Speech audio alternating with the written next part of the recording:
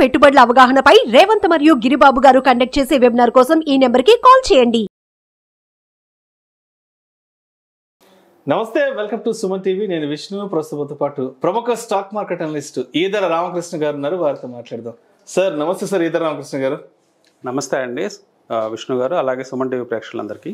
Right. Eedara Ramakrishna గారు, గడిచిన వారం కూడా మార్కెట్లు అప్రత్యేకంగా ముందుకే దూసుకెళ్లడం జరిగింది. సెన్సెక్స్ ఏమో 79,996 వద్ద క్లోజ్ అయింది. నిఫ్టీ ఏమో 24,323 వద్ద క్లోజ్ అయింది. అండ్ ఎప్పటి వరకు ఎక్స్పెక్ట్ చేయొచ్చు అంటారు మార్కెట్లో ఈ వేగాన్ని? మార్కెట్స్ స్టడీగా పెరుగుతూ ఉన్నాయండి. లాస్ట్ వీక్ కూడా మనం చూస్తే 2.3%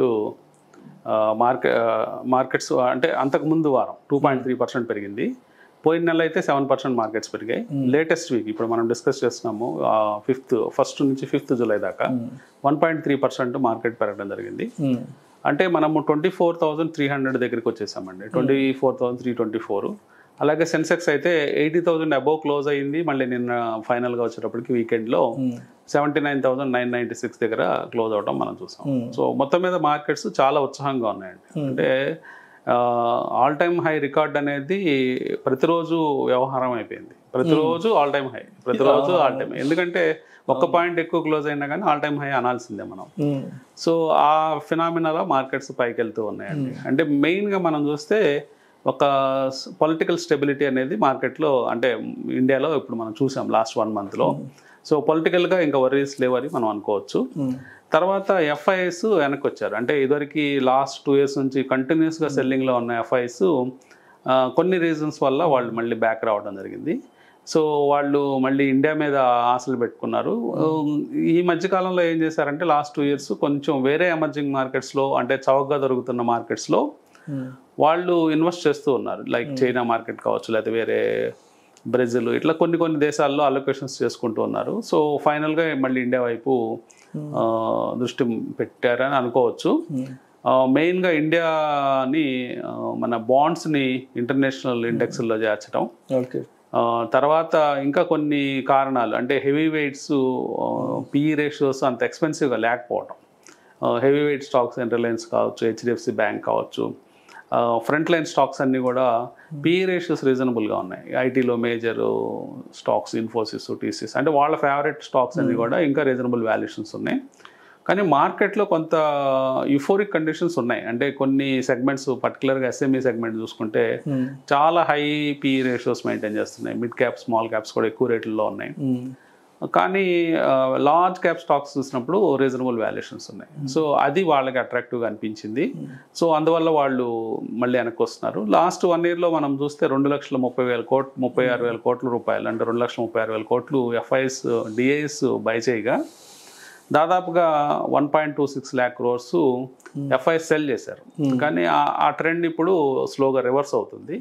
సో మొత్తం మీద అందరూ బయింగ్ వైపు మొగ్గు చూపిస్తున్నారు. ఎఫ్ఐఎస్, డిఐఎస్ అందరూ ఇంట్రెస్ట్ చూపించడంతో మార్కెట్స్లో ఈ ఉత్సాహం ఉన్నట్టు మనకు అర్థమవుతుంది.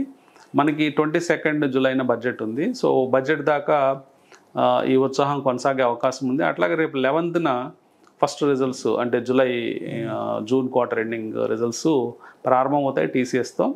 సో మొత్తం మీద చూస్తే మార్కెట్లో ఈ న్యూస్లన్నీ చూసినప్పుడు మార్కెట్లో ఉత్సాహం కనిపిస్తూ ఉంది. అలాగే జిఎస్టీ కలెక్షన్స్ ఇవన్నీ స్టేబుల్గా కనిపిస్తున్నాయి. జిఎస్టీ కలెక్షన్లు దాదాపుగా 1,74,000 కోట్ల రూపాయలు వసూలైనవి లాస్ట్ మంత్వి. సో ఈ కారణాలన్నీ చేత మార్కెట్స్ ఉత్సాహంగా ట్రేడ్ అయినాయి అని చెప్పుకోవచ్చు. రైట్. అండ్ అదేవిధంగా గత 2 రోజుల నుంచి మార్కెట్లో బాగా హాట్ టాపిక్ డిస్కషన్లోకి వచ్చిన అంశం ఏంటంటే చీఫ్ జస్టిస్ డివై చంద్రచూడ్ గారు కూడా ఎన్ఎస్సి గురించి, అంటే ఎన్ఎస్సికి సంబంధించి, సెబీకి సంబంధించి కూడా వారు కొంత హెచ్చరికలు కూడా ఇచ్చినట్టు. అంటే మార్కెట్ చాలా ఆల్ టైమ్ హైలో వెళ్తున్నాయి. సో ఈ టైంలో కొంత జాగ్రత్త వహించాలి, ఇన్వెస్టర్స్ యొక్క ప్రయోజనాలు కాపాడాలంటూ కూడా వారు చేసిన వ్యాఖ్యలు కూడా అటు దలాల్ స్ట్రీట్లో కొంత సంచలనంగా మారాయి. మరి ఆయన వ్యాఖ్యలు ఏ విధంగా చూడొచ్చు అంటారు? అంటే ఆల్ టైమ్ హై మార్కెట్ నడుస్తున్నప్పుడు జనరల్గా ఈ ఎవరైతే ఉంటారో, అంటే ముఖ్యంగా సెబీ, ఎన్ఎస్సి, ఎవరైతే ఏజెన్సీస్ ఉంటాయో, మెయిన్ మార్కెట్స్ని కంట్రోల్ చేసే ఏజెన్సీస్, వాళ్ళకి ఒక సూచన ప్రాయంగా ఆయన చెప్పడం జరిగింది. అంటే ఒక సందర్భం వచ్చింది, ఆయన ఎస్ఐటి అని సెక్యూరిటీస్ అప్లైట్ ట్రిబ్యునల్ అని చెప్పేసి సెబీ కంటే పైన ఉండే కోర్ట్ అనమాట. ఆ కోర్టును ఓపెన్ చేయడానికి ముంబై వచ్చినప్పుడు సెబీ చీఫ్ని, ఎన్ఎస్సి సిఇఓస్ని వీళ్ళందరినీ కలవడం జరిగింది. ఆ సందర్భంలో స్ట్రెంగ్త్ పాయింట్స్ని అబ్జర్వ్ చేయండి, అట్లాగే ఎక్కడైతే వీక్నెస్ ఉంటుందో, లేకపోతే కొన్ని అకౌంట్స్ అంటే మ్యానిపులేషన్ ఏమైనా జరుగుతుందా, ఇట్లాంటివి అబ్జర్వ్ చేయమన్నారు. జనరల్గా ఫైనాన్షియల్ మార్కెట్స్లో భారీగా పెరుగుతున్నప్పుడు మ్యానిపులేషన్స్ కూడా కామన్గా జరుగుతూ ఉంటాయి. సో ఆ మ్యానిపులేషన్స్ ఏమన్నా జరిగి కంపెనీ ప్రైసెస్ రిగ్ అవుతున్నాయా, లేకపోతే కేవలం స్ట్రెంగ్త్ మీద పెరుగుతుందా, ఇలాంటి విషయాల మీద ఫోకస్ చేయమని, అలాగే ఇన్వెస్టర్స్ని కాషియస్గా ఉండమని, యూఫోరిక్ వాల్యుయేషన్స్ దగ్గర స్టాక్స్ అంటే రిస్క్స్ తెలియదండి. అంటే లాస్ట్ 4 yearsలో వచ్చిన ఇన్వెస్టర్స్కి ఇంకా రిస్క్ ఎలా ఉంటుంది, మార్కెట్లో ఫాల్ ఉన్నప్పుడు ఎలా ఉంటుంది, మనము బుక్లో చదువుకోవడం వేరు, రియల్గా అది ఎక్స్పీరియన్స్ అవ్వడం వేరు. ఆ ఎక్స్పీరియన్స్ అయ్యే కండిషన్స్ వచ్చినప్పుడు తట్టుకోలేరు చాలామంది. సో ఇలాంటి సిచ్యువేషన్స్ అరైజ్ అవుతాయి కాబట్టి అందరూ అప్రమత్తంగా ఉండండి, మార్జిన్ ఆఫ్ సేఫ్టీ తక్కువగా ఉందని ఆయన చెప్పడం జరిగింది. రైట్. అండ్ అదేవిధంగా దీపం ఉండగానే ఇల్లు చక్కబెట్టుకోవాలి అన్న సామెత ఏదైతే ఉందో, ఈ ప్రమోటర్స్ కూడా అంటే ఇప్పుడు మార్కెట్లు అంతా ఆల్ టైమ్ హైలో ఉన్నాయి కాబట్టి కొంత ప్రాఫిట్ బుక్ చేసుకుని వెళ్ళిపోదాం అన్న ఆలోచనలో కూడా ఉన్నారంటూ కూడా వార్తలు వస్తున్నాయి. సో ఏంటి అసలు ప్రమోటర్స్ యొక్క ఆలోచన ధోరణి ఏ విధంగా ఉంది? ప్రమోటర్స్ అందరికంటే సెన్సిబుల్ పీపుల్ లాగా కనిపిస్తారండి. ఎందుకంటే వాళ్ళు బాగా లో వాల్యుయేషన్స్ ఉన్నప్పుడు కంపెనీలో షేర్స్ని బైబ్యాక్ చేస్తుంటారు, లేకపోతే వాళ్ళు ప్రిఫరెన్షియల్ ఇష్యూస్ ఇచ్చుకుంటూ ఉంటారు. అలాగే ఎప్పుడైనా హై వాల్యుయేషన్స్ ఉన్నప్పుడు కొంత ఆఫ్లోడ్ కూడా చేసుకుంటూ ఉంటారండి, వాళ్ళు షేర్స్ని కంపెనీలో ఉన్న షేర్లు తగ్గించుకుంటూ ఉంటారు. సో అదే ఇప్పుడు జరుగుతూ ఉందండి. లాస్ట్ 6 monthsలో కనుక చూస్తే $10.5 billion వాళ్ళు షేర్లు అమ్ముకోవడం జరిగింది. ఇందాక మనము ఒక నెంబర్ చెప్పుకున్నాము, డిఐఎస్ 2.36 lakh crores కొన్నారు, అలాగే ఎఫ్ఐఎస్ 1.26 lakhs అమ్మారని చెప్పుకున్నాం. మరి గ్యాప్ ఉంది కదా, ఆ గ్యాప్ మనీ ఎక్కడికి పోయిందంటే ప్రమోటర్స్ తీసుకెళ్ళిపోయారు. ప్రమోటర్స్ వాళ్ళ సొంత వాటాలను అమ్ముకుంటూ మార్కెట్లో ఉన్న క్యాష్ని వాళ్ళు ట్రాన్స్ఫర్ చేసుకున్నారు. అంటే దాదాపుగా ఇది గత 6 నెలల్లోనే 1,00,000 కోట్లు. అట్లాగే గత సంవత్సరం 2023 క్యాలెండర్ ఇయర్లో అయితే దాదాపుగా $12.5 billion, అంటే 1,00,000 పై చిలుకు కోట్లు. సో దాదాపు 2,00,000 కోట్ల రూపాయలు వాళ్ళు వాటాలు అమ్ముకోవడం జరిగింది. సో ఇదంతా కూడా అంటే ఇన్వెస్టర్స్ వాళ్ళు కూడా అంటే కేర్ఫుల్గా ఉండాల్సిన టైం అని మనం అర్థం చేసుకోవచ్చు అండి. అంటే ఎందుకంటే మార్కెట్స్ పెరుగుతున్నాయి, అది కంటిన్యూస్గా మన స్టాక్స్ పెరుగుతున్నాయి, మన పోర్ట్ఫోలియో పెరుగుతున్నాయి. ఇదంతా ఒక ఎత్తు అయితే మార్కెట్స్లో బ్యాడ్ న్యూస్ ఎప్పటి నుంచి వస్తుందో, ఎట్లా వస్తుందో ఎవరికి ఊహకు అందదండి. ఎందుకంటే తెలియదు, అంటే యాక్సిడెంట్ అయిన తర్వాతే ఎవరో చెప్తారు యాక్సిడెంట్ అయిందని, అంటే మనకి. ఎందుకంటే యాక్సిడెంట్ కానంతకాలం మనం కంఫర్ట్ జోన్లో హాయిగా ఉంటాము. యాక్సిడెంట్ అయిన తర్వాత అది మనకు తెలియదు, అది అయిన తర్వాత వేరే వాళ్ళు చెప్తే మనకు తెలుస్తుంది యాక్సిడెంట్ అయిందని. అట్లా ఉంటుంది యాక్సిడెంట్ అంటే. సో మార్కెట్లో కూడా ఇలాంటి సిచ్యువేషన్స్ వస్తూ ఉంటాయండి. అంటే ఒక 15 to 20 years మార్కెట్ని క్లోజ్గా వాచ్ చేసిన వాళ్ళకి ఇవన్నీ తెలిసిన విషయాలే. కానీ కొత్తగా ఉండే వాళ్ళని ఎందుకు పెద్దవాళ్ళందరూ, అంటే ఇప్పుడు ఈవెన్ చంద్రచూడ్ గారు కానీ ఎవరైనా కానీ సెబీ కూడా కాన్స్టెంట్గా చెప్తూ ఉంది, రూల్స్ టైటన్ చేస్తూ ఉంది, కాన్స్టెంట్గా చెప్తుంది అప్రమత్తంగా ఉన్నాను. ఇవన్నీ ఎందుకు చెప్తున్నారంటే వాళ్ళ మంచి కోసమని మనం అనుకోవాలి. రైట్. అండ్ అదేవిధంగా గడిచిన జూన్ మాసానికి సంబంధించి ఆటోమొబైల్ సేల్స్ ఏ విధంగా ఉన్నాయి, అంటే మార్కెట్కి ఎంతవరకు వెనుదనుగా నిలిచిందంటారు ఆటోమొబైల్ సెక్టర్ గడిచిన జూన్ మాసానికి సంబంధించి?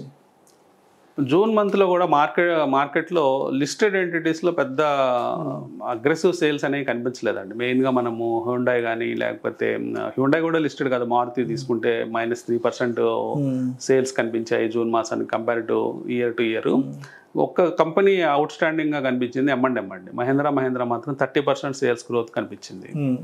అదొకటి 4-wheelersలో మెయిన్గా టాప్గా కనిపించింది అది. కాకపోతే మీరు అన్లిస్టెడ్ సెగ్మెంట్లో చూసినట్లయితే టయోటా వచ్చేటప్పటికి 30% గ్రోత్ రేటు, అలాగే కియా వచ్చి 10% గ్రోత్ రేట్స్ చూపించాయి. కానీ అది లిస్టెడ్ ఎంటిటీస్ కావు కాబట్టి స్టాక్ మార్కెట్తో మనకి ఏం సంబంధం ఉండదు. సో ఓవరాల్గా సేల్స్ అన్లిస్టెడ్ ఎంటిటీస్లో ఎక్కువ నెంబర్స్ కనిపిస్తున్నాయి. అదే 2-wheelersలో కూడా రిఫ్లెక్ట్ అయిందండి. 2-wheelersలో కూడా మీరు చూసినట్లయితే హీరో మోటార్ కార్ప్ ఒకటే 18% సేల్స్ గ్రోత్ కనిపించింది. అలాగే బజాజ్ ఆటో, అలాగే టీవీఎస్ మోటార్స్, ఈ రెండు కూడా 7-8% ఉండిపోయినాయండి. అదే అన్లిస్టెడ్ ఎంటిటీస్లో Honda motorcycles and scooters India limited ఏమో దాదాపుగా 60%, అట్లాగే సుజుకి 13% గ్రోత్ చూపించాయి. సో మొత్తంగా చూసినట్లయితే అన్లిస్టెడ్ ఎంటిటీస్ బాగా పర్ఫామ్ చేసాయి, లిస్టెడ్ ఎంటిటీస్ కొంచెం కాంపిటీషన్ని ఫేస్ చేస్తున్నాయని మనం అర్థం చేసుకోవచ్చు. ఓవరాల్గా మ్యూటెడ్ సేల్స్ అని చెప్పుకోవచ్చు అండి. ఓవరాల్ నెంబర్స్ మనం కంపేర్ చేసినప్పుడు ఒక మ్యూటెడ్గా నెంబర్స్ కనిపిస్తున్నాయి. ఈ మ్యూటెడ్ నెంబర్స్ ఎందుకు కనిపించాయి అంటే కారణాలు మనం చెప్పుకుంటే జూన్లో కూడా హీట్ వేవ్ ఎక్కువ ఉండటం, అంటే ప్రజలు నార్త్ సైడ్లో చాలా హెవీ హీట్ వేవ్ ఉండటంతో ప్రజలు చాలా మంది బయటికి రాలేదు, అంటే వాళ్ళ పర్చేజెస్ కూడా పోస్ట్ పోన్ చేసుకొని ఉండొచ్చు. అట్లాగే మేలో కొంచెము ఏప్రిల్లో ఎక్కువ సేల్స్ చూసాము. బట్ నెక్స్ట్ ఎలక్షన్ టైంలో మనము మేలో కూడా మ్యూటెడ్ సేల్సే చూసామండి. మేబీ ఈ జూలై మాసంలో తర్వాత ఆగస్టు కొంచెం మంచి టైం చూసి కొనుక్కుంటారు కాబట్టి కొంచెం మంచి రోజులు వచ్చినప్పుడు, అంటే మంచి పండగల వాతావరణానికి మళ్ళీ సేల్స్ పికప్ అయ్యే ఛాన్స్ ఉంది. సో మొత్తం మీద ఒక ఫ్లాట్ సేల్స్ అనేది చూసాము. కానీ ఒక మేజర్ బ్రేక్ త్రూ ఏంటంటే first time in the world Bajaj auto వాళ్ళు సిఎన్జి వెహికల్ అంటే 2 వీలర్స్లో రిలీజ్ చేశారు నిన్న. సో దాంతో బజాజ్ ఆటో బాగుంది, గత కొన్ని నెలల నుంచి స్టాక్ బాగా పర్ఫామ్ చేస్తుంది. సో వెహికల్స్ కూడా 95,000 to 1,10,000 అంటే రీజనబుల్ బడ్జెట్లో అందరికీ అందుబాటులో, ఒక మిడిల్ క్లాస్ వాళ్ళందరికీ అందుబాటులో ప్రైస్లు పెట్టడం, అది కూడా చాలా ఫ్యూయల్ ఎఫిషియన్సీ దానివల్ల అవడం. అంటే ఒక మిక్స్డ్ ఇంజిన్ ఇచ్చారనమాట, ఒక 2 kg సిఎన్జి సిలిండరు, అలాగే ఒక కొంత ఫ్యూయల్ ట్యాంకు, ఈ రెండు కాంబినేషన్లో వెహికల్ రన్ అవుతుంది. సో డ్యూయల్ ఫ్యూయల్ ఉండటం వల్ల ఎక్కువ ఇబ్బంది పడరు అంటే కన్జ్యూమర్స్ కూడా. సో బజాజ్ ఆటో స్టాక్స్ ఇంకా పెరిగే ఛాన్స్ ఉందండి ఈ పర్టికులర్ రిలీజ్ కారణంగా, భారీగా పెరిగే ఛాన్స్ కనిపిస్తుంది. అట్లాగే అశోక్ లేలాండ్ కూడా వాళ్ళు వెహికల్ రీస్క్రాపింగ్ అంటే పాత వెహికల్స్ని స్క్రాప్ చేసే మెకానిజాన్ని మొత్తం ఫ్రాంచైజీగా ఇవ్వడానికి సిద్ధపడింది. అంటే వాళ్ళు ఒక మోడల్ తయారు చేసి ఏ ఊర్లో ఆ ఊర్లో, లేకపోతే ఏ జిల్లాకు ఒక జిల్లాకు ఒకటో, లేకపోతే ఒక జోన్కి ఒకటో వాళ్ళు ఫ్రాంచైజీలు ఇచ్చే అవకాశం ఉంది. సో అశోక్ లేలాండ్ కూడా భవిష్యత్తులో పెరిగే ఛాన్సులు కనిపిస్తున్నాయండి. సో దాని మీద కూడా దృష్టి పెట్టమని చెప్తానండి. అండ్ ఇందాక జిఎస్టీ గురించి కూడా మీరు ప్రస్తావించారు. ఇప్పుడు కొంచెం డీటెయిల్గా మాట్లాడుకున్నాం. గడిచిన జూన్ మాసానికి సంబంధించి జిఎస్టీ కలెక్షన్స్ కూడా అసలు ఏ విధంగా ఉన్నాయంటారు, ఏంటి అసలు? మనం జిఎస్టీ నెంబర్స్ 1.74 lakhs crores దాకా వచ్చిందండి. సో స్టాండర్డ్గా మనం చూస్తే 1,70,000 crores అనేది ఈజీగా మీట్ అవుతూ ఉన్నాం. అప్పుడప్పుడు కొంచెం నెంబర్స్ 1.9 అండ్ అబోవ్ కూడా మనం చూస్తూ ఉన్నాము. సో జిఎస్టీ నెంబర్ స్టేబుల్గానే ఉన్నాయని మనం అర్థం చేసుకోవచ్చు అండి. మొత్తం మీద ఈ జిఎస్టీ నెంబర్స్, అలాగే మనకి మెయిన్గా హెచ్ఎస్బిసి నుంచి పిఎంఐ ఇండెక్స్ నెంబర్స్ కూడా వచ్చాయండి. అంటే 60.5 రికార్డు నమోదయ్యింది. సో ఇండస్ట్రియల్ ప్రొడక్షన్ దానికి సంబంధించిన నెంబర్స్, అంటే మేతో కంపేర్ చేసినప్పుడు 60.2 నుంచి 60.5కి పైకి వచ్చింది. సో మ్యానుఫ్యాక్చరింగ్ కూడా చిన్నగా పుంజుకుంటుందని మనం అర్థం చేసుకోవచ్చు. ఇంకా అంటే అన్ని అవరోధాలు తొలగిపోయాయండి. మెయిన్గా పొలిటికల్ స్టెబిలిటీ చూస్తున్నాము, ఫండ్స్ కొరత లేదు, బ్యాంక్స్ అన్ని క్లీన్గా ఉన్నాయి. సో బ్యాంక్లో ఎన్పిఏ పార్ట్ తగ్గుతుంది. సో ఇవన్నీ కారణాలు అన్నీ కూడా జిఎస్టీ ఇంకా పెరిగేదానికి అవకాశాలు ఉన్నాయి. కానీ ఒక కొత్త వరవడి ఏంటంటే మంత్లీ నెంబర్స్, డీటెయిల్డ్ ఫిగర్స్ అవి ఇచ్చే అవకాశం భవిష్యత్తులో లేదని అనౌన్స్మెంట్ చేశారు. సో నెక్స్ట్ మంత్ నుంచి బహుశా మనం డీటెయిల్డ్ నెంబర్స్, జిఎస్టీ ఫిగర్స్ చూసే అవకాశం లేదు. సో ఈద రామకృష్ణ గారు, అంటే మనం కన్క్లూజన్గా మాట్లాడుకున్నాం, జూలై మొదటి వారానికి సంబంధించి మార్కెట్ పెర్ఫార్మెన్స్ గురించి మాట్లాడుకుంటే ఎంతవరకు సంతృప్తి ఇచ్చిన అంటారు? అండ్ సెకండ్ వీక్కి సంబంధించి ఏ విధంగా ముందుకెళ్ళే అవకాశం ఉందంటారు మార్కెట్? ఫస్ట్ వీక్ అంటే మంచి పర్ఫార్మెన్స్ చూసాం, 1.3% మార్కెట్స్ పెరిగాయి. సెకండ్ వీక్ అనేది మేబీ రేపు గురువారం దాకా మార్కెట్స్ కొంచెం కన్సల్టేషన్ మార్కెట్సే మనం చూసే అవకాశం ఉందండి. సో గురువారం నుంచి రిజల్ట్ సీజన్ స్టార్ట్ అవుతుంది. సో రిజల్ట్ సీజన్ స్టార్ట్ అయితే ఫస్ట్ వచ్చే కంపెనీస్ అంటే ఒక 2-3 ఐటీ కంపెనీస్ కావచ్చు, లేకపోతే ఒక 2-3 ఫార్మా, లేకపోతే హెవీ వెయిట్ కంపెనీస్ అంటే ఆటోమొబైల్ రంగం నుంచి, లేకపోతే వేరే సిమెంట్, ఏదో కొన్ని కంపెనీస్ వస్తే ముందు అర్థమవుతుంది ఈ సీజన్ ఎలా బిగిన్ అవుతుంది అనేది. సో దాన్ని బట్టి మార్కెట్ క్యూస్ తీసుకునే అవకాశం ఉందండి. సో మెయిన్గా ఐటీ ఇండెక్స్ పర్ఫార్మెన్స్ మనం క్లోజ్గా వాచ్ చేయాల్సిన అవసరం ఉంది ఈ వీక్లో. So once TCS, Infosys results out అయితే దాన్ని బట్టి మార్కెట్స్ ఫర్దర్ క్యూస్ తీసుకునే అవకాశం ఉందండి. సో మనకి మేజర్గా జూలైలో మనకి 3rd వీక్ తర్వాత మనకి 22nd బడ్జెట్. ఈ లోపల కొన్ని రిజల్ట్స్ వస్తాయి. దాదాపుగా 11th నుంచి మొదలైతే 22nd లోపలే దాదాపుగా మనకి టాప్ కంపెనీస్లో ఒక 20 కంపెనీస్ రిజల్ట్స్ చూస్తామండి. సో ఈ రిజల్ట్స్ని బట్టి మార్కెట్ బిహేవియర్ ఉంటుంది. ఓవరాల్గా చూసినప్పుడు మీకు లిక్విడిటీ సమస్య లేదండి. కావాల్సినంత లిక్విడిటీ మార్కెట్లో ఉంది. మనం ఎస్ఐపి లాస్ట్ ఇయర్లో చూస్తే యావరేజ్ ఎస్ఐపి 16,000 కోట్లు యావరేజ్ అంటే ఎవ్రీ మంత్ యావరేజ్ 16,600 కోట్ల దాకా యావరేజ్ వచ్చింది ఎస్ఐపి ద్వారానే. ఇంకా బల్క్ ఇన్వెస్ట్మెంట్స్ అన్ని కలిపితే ఇంకా ఒక 10,000 కోట్లు ఎవ్రీ మంత్ వస్తూనే ఉంది. సో మొత్తం 26,000 కోట్ల యావరేజ్ మనకు కనిపిస్తుందండి. అట్లాగే చివరికి వచ్చేటప్పటికి ఆ యావరేజ్ చిన్నగా పెరుగుతూ ఉంది. సో లాస్ట్ మనకి జూన్ నెంబర్స్ రాలేదు కానీ మేలో 36,000 crores బల్క్ ఎస్ఐపి కలిపి వచ్చాయి. So SIP numbers 21,000 crores hit అవుతున్నాయి. సో ఇవన్నీ కూడా హెవీ లిక్విడిటీ పుష్ ఉండడంతో మార్కెట్స్ ఏమాత్రం అంటే ఇంట్రాడేలో తగ్గినా కొంటున్నారు, లేకపోతే ఏదైనా సడన్ జర్క్ ఇచ్చిన మార్కెట్లో అంటే సడన్గా మీరు ఒక 200-300 పాయింట్స్ నిఫ్టీ కిందకు వస్తే వెంటనే బయింగ్ వచ్చేస్తుంది. సో ఏంటంటే బై అండ్ డిప్స్ మార్కెట్గా తయారైపోయింది. సో ఏమాత్రం చిన్న డిప్ వచ్చినా కానీ బై చేస్తూ ఉన్నారు. సో ఇన్వెస్టర్స్ కూడా బై అండ్ డిప్స్ మార్కెట్ కాబట్టి ఎప్పుడైనా మీకు మీ స్టాకు కొంత 5 to 10% ఏమన్నా దిద్దుబాటు జరిగితే అది ఒక బయింగ్ పాయింట్గా పెట్టుకోవచ్చు. అంటే నా ఉద్దేశం అన్ని స్టాక్స్ కాదు, కొంచెం క్వాలిటీ నేమ్స్ ఉండి జనరల్గా సెక్టోరల్ వీక్నెస్లో కొనుక్కోవచ్చు. ఒక సెక్టార్ని కొడుతూ ఉంటారండి, అంటే సెక్టార్ని కిందకి తీసుకెళ్తూ ఉంటారు.